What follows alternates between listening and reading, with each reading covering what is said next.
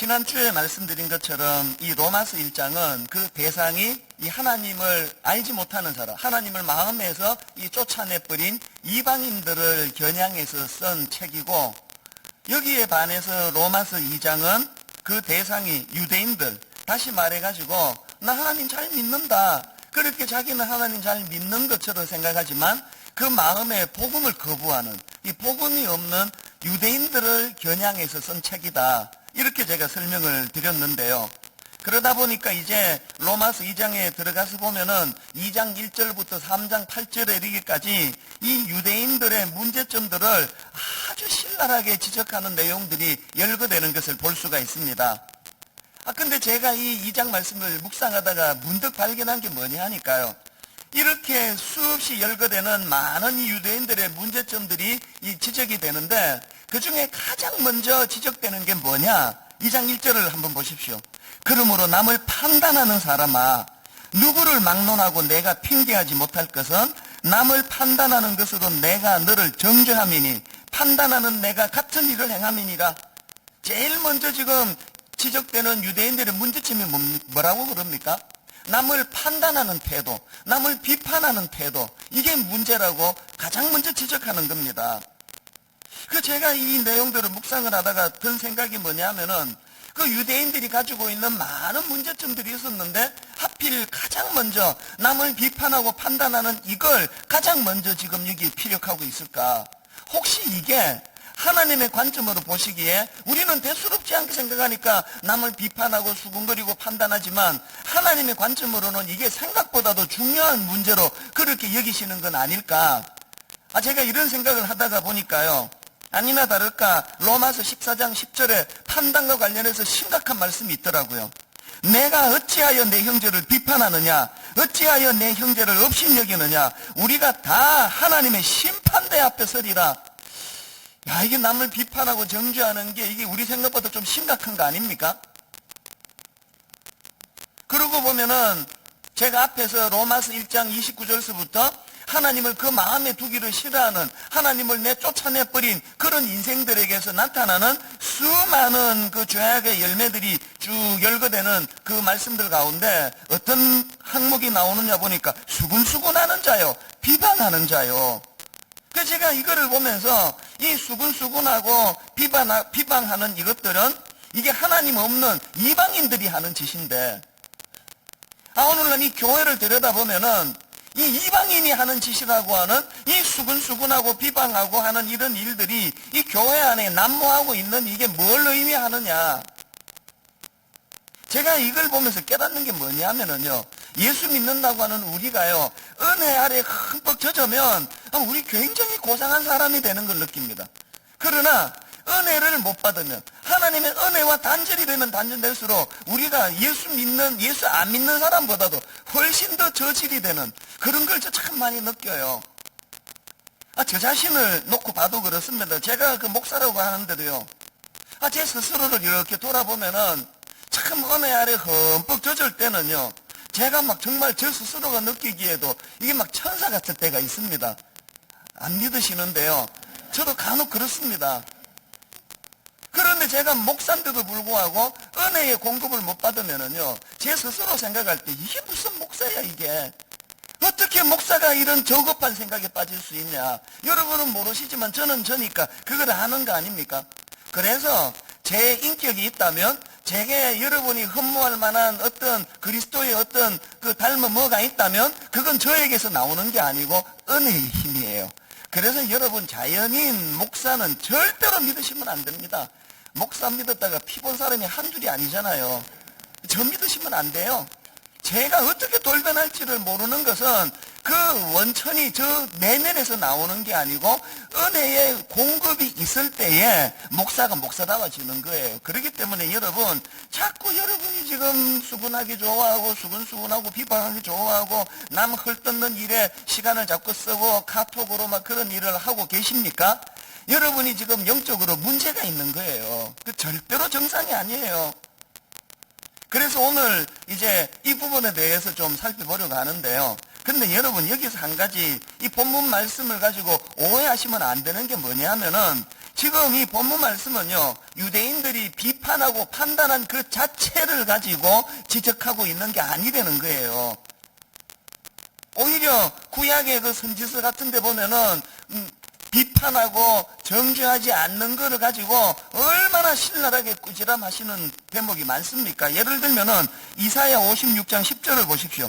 이스라엘의 파수꾼들은 맹인이요 다 무지하며 벙어리 개들이라, 짖지 못하며 다 꿈꾸는 자들이요 누워있는 자들이요 잠자기를 좋아하는 자들이니.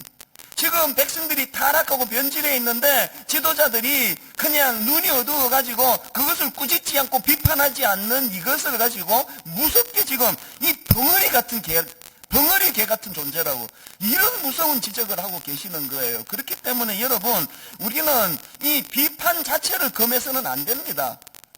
제가 이런 2장 1절 말씀을 가지고 그냥 목회에 유리하게 하기 위해 가지고, 보셨죠? 교회에 와서 비판하면 안 됩니다.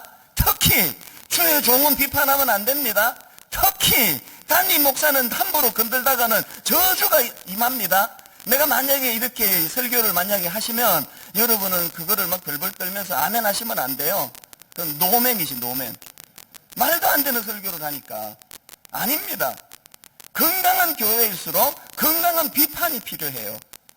우리 모두는 다 연약한 존재이기 때문에 건강한 비판을 통해, 그래서 우리가 하나님 앞에 이 병든 비판이 문제지 건강한 비판은 누구에게나 필요하다는 거예요. 제가 이 설교를 준비하면서 이 비판이라는 단어를 제가 이 사전을 찾아보니까요, 사물의 옳고 그름을 판단하여 밝히거나 잘못된 점을 지적함, 비판을 이렇게 설명하더라고요. 이게 얼마나 좋은 이 덕목입니까? 누구라서 여러분 평생 올바른 길만 갑니까? 누구라서 평생 천사 같은 생각만 하고 삽니까?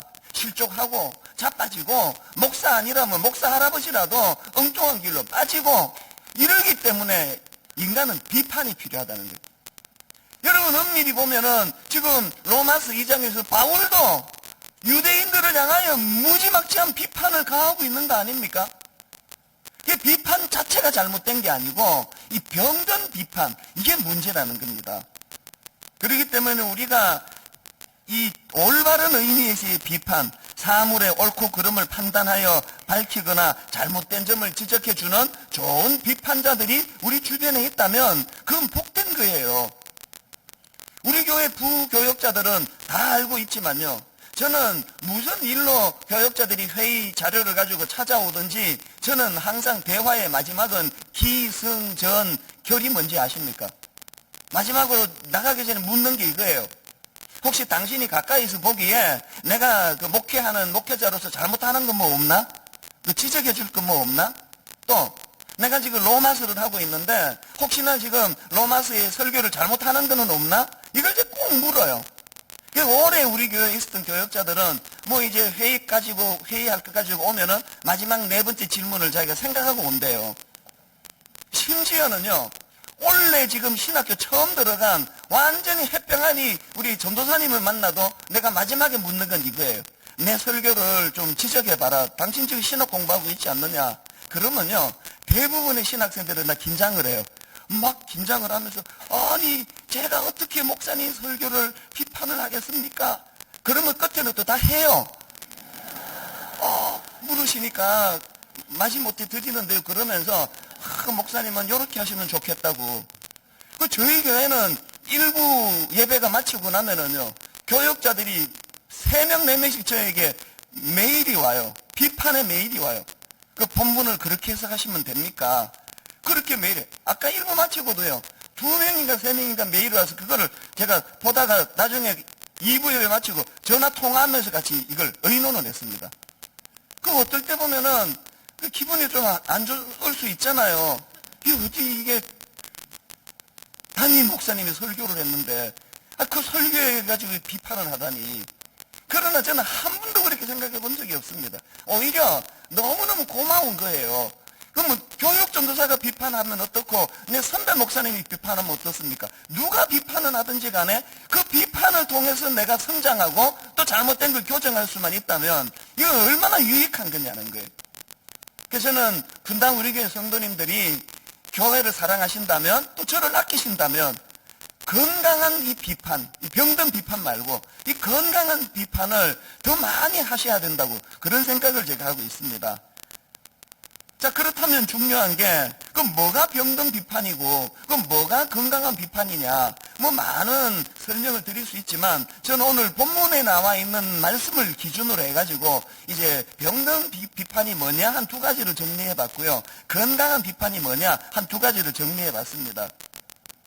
오늘 본문이 말하는 병든 비판을 보니까 특징이 한 두 가지가 정리가 되더라고요. 첫 번째 병든 비판의 특징이 뭐냐, 이 교만이나 우월감으로 하는 비판, 이 병든 비판이라는 거예요. 지난주에 우리가 살펴봤지만 로마서 2장 1절에 나오는 판단하다, 할 때 이 판단하다는 이게 그 법정 용어라고 그러더라고요.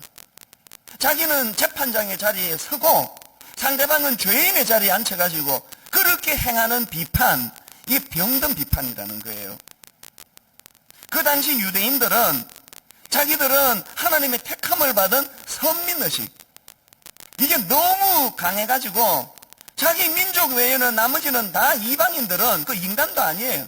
오죽했으면은 이방인들 생각에, 그 당시 이방인들이 생각할 때 저 쓸데없는 이방인들을 왜 만들었을까? 아, 하나님이 지옥의 불쏘시개 감으로 만들려고 이 이방인들을 만들었구나. 이런 교만한 생각, 우월감을 가지고 있던 게 이 유대인들이니까 그런 교만을 가지고 하는 비판은 안 된다는 거예요. 여러분, 오늘 참 가슴 아픈 것은요, 교회의 중직자들 중에, 저 같은 목사들 중에 이 유대인의 교만이, 이런 교만을 가지고 비판하는 일들이 교회 안에 의외로 많다는 거예요. 이런 교만이나 우월감을 갖고 하는 비판이 얼마나 이게 무서운 거냐 하면은, 제가 앞에서 인용해 드렸던 로마서 14장 10절을 다시 한번 보십시오. 왜 이런 류의 비판이 하나님의 심판대 앞에서는 비판이냐? 잘 보십시오. 내가 어찌하여 내 형제를 비판하느냐? 어찌하여 내 형제를 업신여기느냐? 우리가 다 하나님의 심판대 앞에 서리다. 어떤 비판이 하나님의 심판대 앞에서는 비판이라고요? 업신여기면서 하는 비판. 쉽게 말이야. 아무것도 아닌 인간이.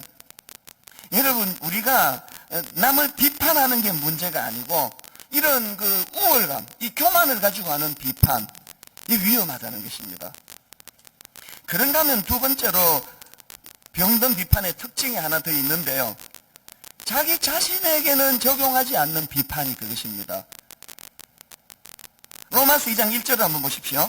그러므로 남을 판단하는 사람아, 누구를 막론하고 내가 핑계하지 못할 것은 남을 판단하는 것으로 내가 너를 정죄함이니 판단하는 내가 같은 일을 행함이라. 이런 일이 어떻게 일어났죠? 상대방이 잘못하는 걸 자기가 정확하게 알고 정확하게 판단해 줬는데 왜 자기는 똑같은 잘못을 저지릅니까? 왜 그렇습니까? 그 비판의 잣대를 상대방에게만 돌리고 자기에게는 적용하지 않으니까 이런 일이 일어나는 거 아닙니까? 3절도 마찬가지예요. 이런 일을 행하는 자를 판단하고도 같은 일을 행하는 사람아, 저 사람이 할 때는 분명히 잘못됐다 알고 있으면서 왜 같은 일을 행하느냐? 이 비판을 자기에게는 적용하지 않기 때문이에요.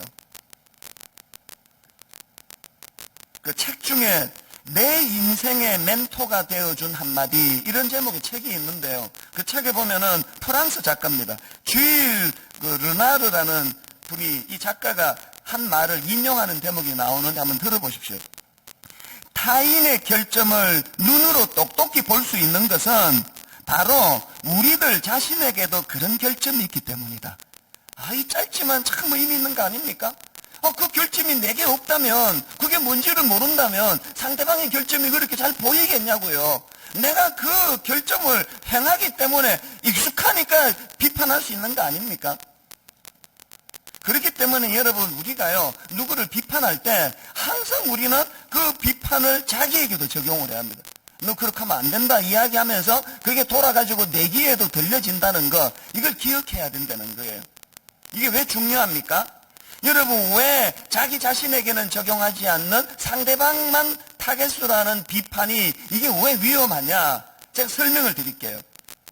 여러분, 지난번에 제가 로마서 1장을 설교할 때 이 하나님의 진노의 양상을 3번에 걸친 내버려 두사, 내버려 두사, 내버려 두사, 이걸로 하나님이 진노를 표현했다고 말씀을 드렸는데요. 자, 그렇다면은 내버려 두지 않으사, 내가 목사인데 목사답지 않은 짓을 하는 동시에 하나님이 내버려 두지 않으시고 매를 들어 징계하시면, 그래서 내가 고통을 느끼면 그것은 축복이라는 거예요.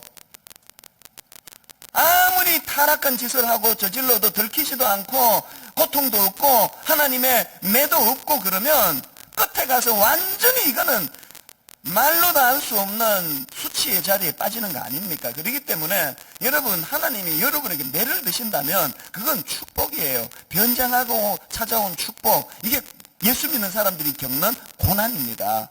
그렇기 때문에 제가 지난번에도 그 이야기를 한번 드렸는데요. 이제 오늘 어떤 분이 예배를 마치고 집에 가는데 갑자기 교통사고가 나서 다리가 똑 부러져 버렸어요. 그러면 이제 막 아파가지고 응급실로 달려가지 않습니까? 그러면서 이제 응급실에서 카톡을 해요. 순장님에게. 순장님, 다리가 부러졌어요. 아파 죽겠어요. 빨리 낫도록 기도해 주세요. 그러면 순장님은 다른 순원들에게 또 비상 연락해가지고 그 자매님이 다리가 부러졌답니다. 기도합시다. 그리고 열심히 기도하면은 또 다리가 또 나아요. 부러졌던 다리가 또 깨끗이 치유가 돼요. 그래서 역시 기도가 놀랍다 그러면서 하나님께 감사합니다 그러면서 감사한금을 드리는 거 아닙니까? 자, 여기서 한번 생각해 보세요. 이게 모순이 뭐예요? 그 하나님은 병 주고 약 주고 하는 분입니까? 그렇게 되면 처음부터 다리를 안 부러뜨리셔야지. 괜히 남의 다리 뚝 부러뜨려 놓고 막 기도하면 또 막 고쳐주시고 또 감사한금 챙기고. 왜 하나님은 병 주고 약 주고 하는 분입니까? 그게 아니에요. 그렇기 때문에 제가 이제 저에게 이런 아픔 저런 고통을 당해가지고 눈물로 기도 부탁하러 오시는 분에게 꼭 해드리는 말이 있습니다. 성도님, 이 문제가 해결되도록 기도해드리겠습니다만 그 이전에 하실 일이 있습니다. 갑자기 교통사고가 나서 다리가 부러지는 이 일을 통해서 하나님이 무슨 메시지를 주기 원하시는지를 찾아내셔야 됩니다. 내버려 두지 않으사 다리를 부러뜨리시는 이 일 속에서 내게 주시는 경고가 뭔지를 깨달으셔야 됩니다. 제일 어리석은 사람이요, 다리 막 부러지는데 거기서 아무런 교훈을 못 찾는 사람이 고생만 실컷 하고. 이게 지혜로운 사람이라면, 자, 로마서 2장으로 들어가서 더 지혜로운 사람은 누구예요? 자기 다리 부러지는 고통을 통해서도 교훈을 찾아내는 게 지혜롭다면 더 지혜로운 사람은 자기 다리가 부러진 게 아니고 지금 옆에 있는 남의 다리가 부러진 그것을 보고 내 교훈으로 삼으면 그거 지혜 아닙니까? 로마서 2장에 나오는 유대인들의 어리석음이 그거라는 거예요. 1장에 나오는 하나님 알지 못하는 자들의 엄청난 타락을 변질을 보면서 남 욕이나 할 줄 알았지 이거를 내 것으로 소화하는 일을 못한 거예요. 이게 남만 비판하고 자기에게 적용하지 않는 사람의 어리석음이에요. 제가 이걸 왜 중요하게 생각하는가 하면요, 한 3, 4년 됐습니까? 4, 5년 됐습니까? 어느 해인가 막 대형교회 목사님들이 막 한꺼번에 이런저런 사건 사고로 우리를 혼미하게 했던 그런 때가 있었지 않습니까?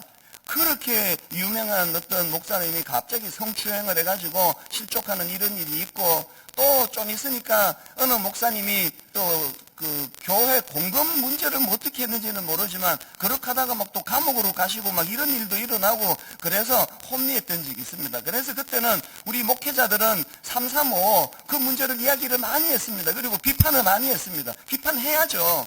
어떻게 목사가 이럴 수가 있느냐고, 어떻게 그 여성들을 성추행할 수가 있느냐고 그러면서 비난을 많이 했는데요, 그 즈음에 제가 전체 교역자들을 모아놓고 무슨 경고의 메시지를 우리 교역자들에게 제가 던졌냐 하면은요, 그 비판해야 된다.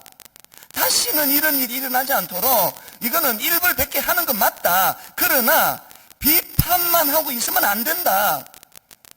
이 비판을 내게로 돌려야 된다. 이게 무슨 말인지를 제가 이제 이렇게 다윗을 가지고 설명을 보통 자주 하는데요.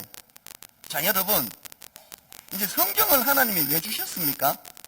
다윗이 막 부인 안에 남편이 있는 그 부인을 막 그냥 성폭행해가지고 막 임신을 시키고 막 살인을 저지르고 하는 그걸 여기다 왜 기록했습니까? 또 여러분은 성경을 왜 읽으세요? 표정이 안 읽는데요. 그러시니까 내가 참 난감한데요. 그 큐티는 왜 하세요? 오늘 여러분이 큐티를 하려고 본문을 딱 봤더니 다윗이 이제 막 그 여자를 성폭행하고 막 이제 그 남편을 죽이고 하는 그 대목이 이제 큐티 본문이에요. 그러면 여러분이 이걸 어떻게 적용합니까? 오늘의 적용. 다윗 이 자식 나쁜 자식이다. 어떻게 이런 짓을 저지를 수 있나? 천인공노할 놈. 이게 큐티 적용입니까? 하나님이 다윗의 범죄를 기록하게 할 때는 다윗 욕하고 끝내라고 주신 게 아니고 그 사건을 통해서 나는 하나님이 이 일을 통해 무슨 경고를 주시는가? 나도 다윗과 같은 우를 범하지 않으려면 어떻게 하나님을 의지해야 되느냐? 이거를 위해서 주신 게 성경 아닙니까? 제가 우리 교육자들에게 그때 던졌던 메시지가 이거예요. 똑같다. 어느 대형교회 목사님이 성폭행을 했다. 어느 대형교회 목사님이 공금을 횡령했다. 이런 일들이 터지면 그 사람 그 나쁜 인간이네, 그 목사도 아니네, 비난하고 끝내면 안 되고 거기에서 그것을 내게로 이것을 흡수해야 되는 거예요. 제가 왜 이걸 심각하게 생각하는가 하면은요, 그 어감으로 기억이 되는데요, 저도 사실 비난을 많이 했거든요. 어떻게 이럴 수 있느냐고. 요즘에 저 그런 비난 가급적이면 하지 않습니다. 왠지 아시죠? 제가 그렇게 막 그 일하는 목사님들 비난하고 있을 때 하나님이 제게 경고를 주셔서 경고를. 무슨 경고를 주신지 전에 말씀드렸죠? 그 다음은 네 차례야. 제가 여러분, 그 다음은 네 차례라는 하나님의 경고의 말씀이 왜 제게 두려움인지 아십니까? 제가 20대 때 미국으로 이민을 갔을 때 이제 미국 생활 중에 그 스냅 사진이 이렇게 머릿속에 그 각인이 된 것처럼 시간이 아무리 흘러도 잊혀지지 않는 장면 몇 개가 있습니다. 그 중에 한 장면이 뭐냐 하니까요. 제가 20대 때 미국으로 이민을 가서 보니까 그 지미 스와가트 목사님이라고요. 그 당시에는 인터넷이 이제 없을 때니까 유명한 TV 설교가예요.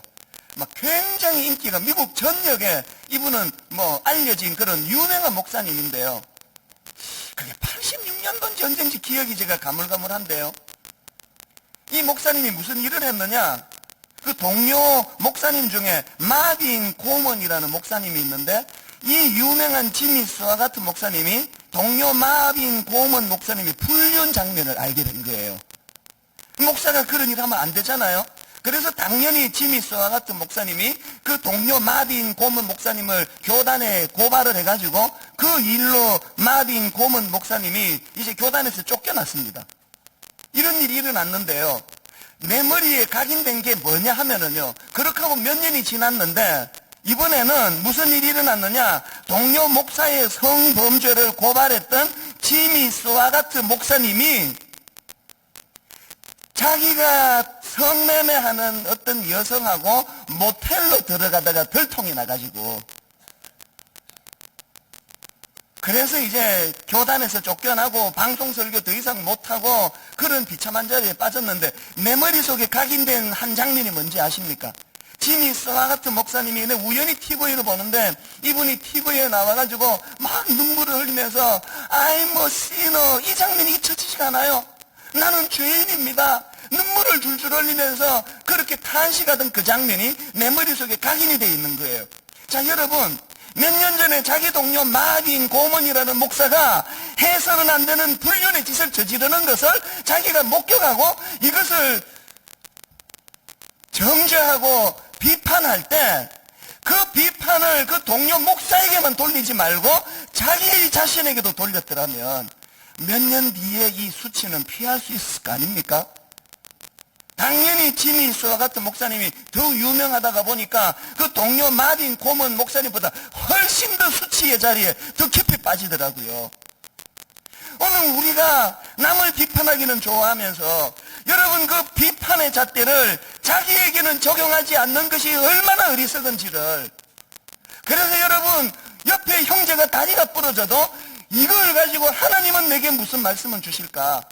옆에 목사님이 실족할 때 비판만 하지 말고 저 일을 통해 하나님은 내게 무슨 경고의 말씀을 주시는가, 이거를 자기 것으로 끌어당겨 흡수할 줄 아는 신앙, 하나님이 본문을 통해 저와 여러분에게 주시는 메시지라고 저는 생각합니다. 자, 그렇다면은요, 이렇게 이제 병든 비판의 두 가지 양상이 있다면 이번에는 이제 건강한 비판. 그럼 우리가 취해야 될 건강한 비판은 뭐냐? 이것도 두 가지로 정리해 봤는데, 첫째로요, 뭐가 건강한 비판이냐? 복음이 지닌 긍휼의 정신으로 하는 비판. 이게 건강한 비판이라는 겁니다. 여러분 사복음서를 한번 읽어보세요. 집에 가셔서 쭉 읽어보시되 그 중에서 이제 예수님이 이제 기적을 베풀어 주시고 병을 고쳐 주시고 또 귀신을 쫓아내 주시고 이런 이적을 베푸시는 기사들을 읽어보면은요, 그 기록한 내용에 공통된 단어가 하나씩 붙어 있습니다. 그게 뭐냐 하니까 불쌍히 여기사, 영어로 보니까 compassion이라는 단어예요.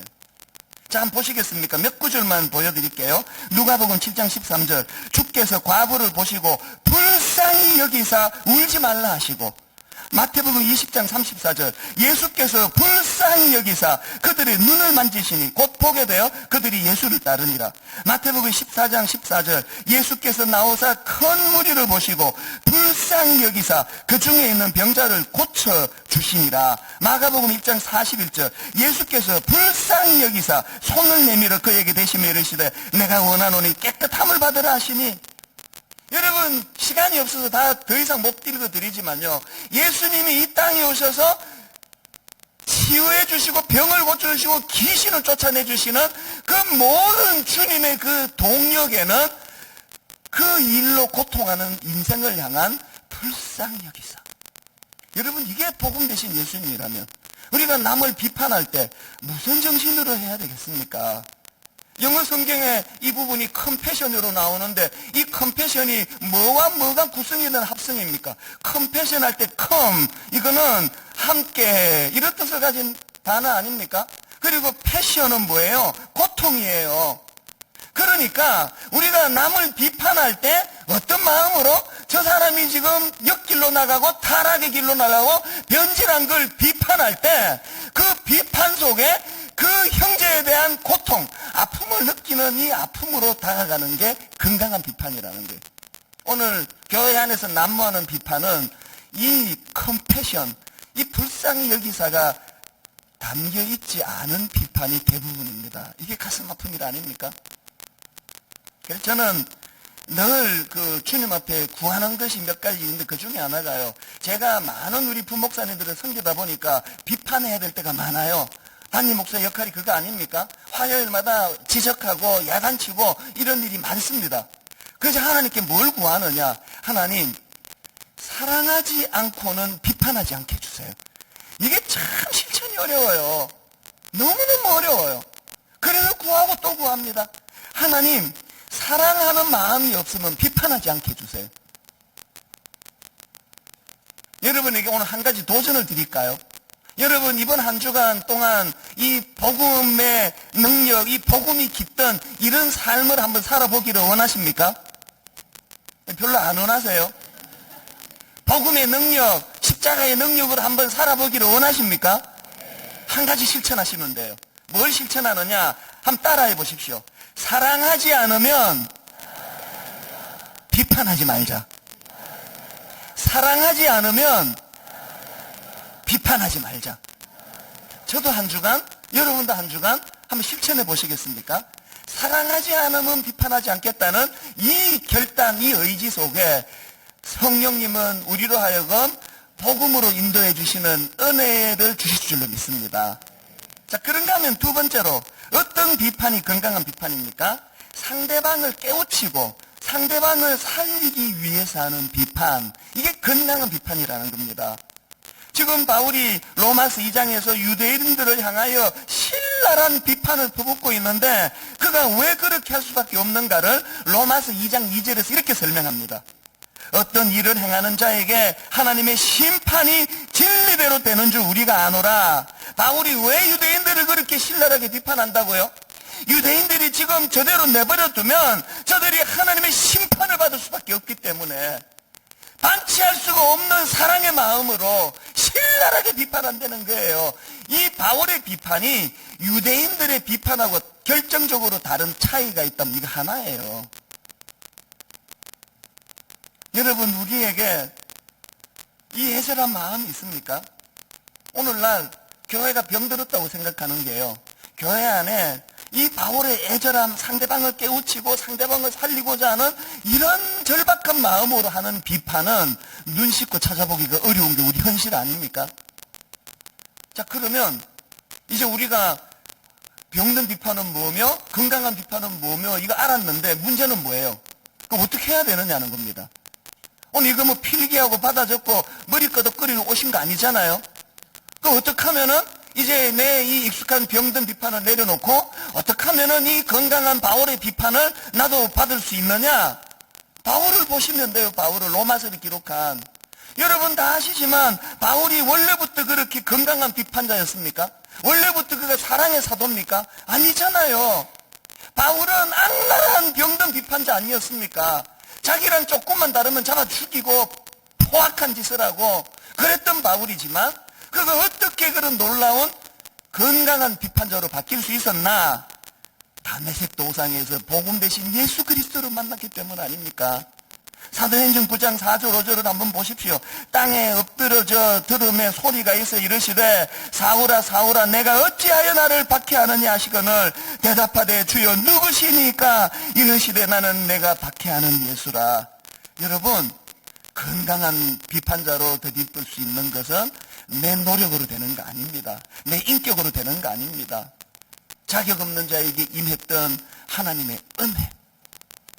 그래서 바울은 로마서 3장 9절에서 이렇게 선포합니다. 그러면 어떠하냐? 우리는 나으냐? 결코 아니라 유대인이나 헬라인이나 다 죄 아래에 있다고 우리가 이미 선언하였느니라. 그리고는 로마서 3장 21절에서 이제는 율법 외에 하나님의 한 의가 나타났으니 율법과 선지자들에게 증거를 받은 것이라. 율법으로는 안 된다. 남을 비판하는 잣대로 쓰이는 율법만 가지고는 건강한 비판자가 될 수 없다. 율법 외에 하나님의 한 의가 나타났는데 예수 그리스도 십자가 지신 주님, 복음이신 그분이다. 여러분, 저는요 사실 한 주 내내 이 설교를 준비하면서 고통스러웠습니다. 공교롭게도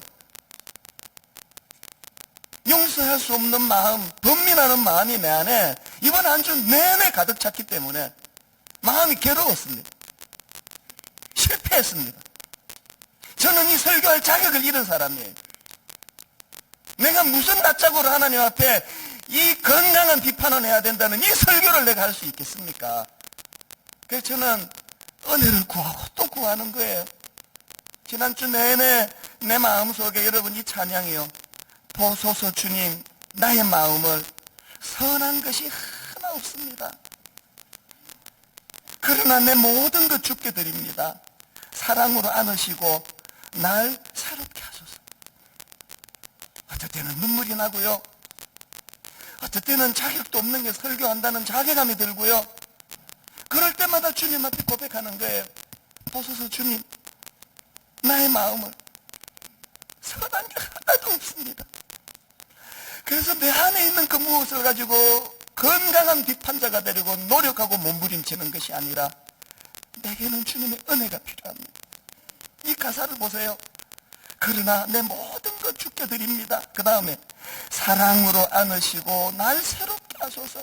왜 그렇게 날카로운 비판자가 되느냐 보니까요, 사랑을 못 받아서. 사랑이 굶주려서 그래. 울분이 많아가지고 분노가 많아가지고. 주님 마음 내게 주소서. 나를 향하신 주님의 뜻이 이루어지도록 주님 마음 내게 주소서. 이번 한 주간 아버지, 내가 병든 비판에 이미 박혀있는 인생입니다. 건강한 비판자로 바뀌기 원하는데 주님 마음 내게 주소서.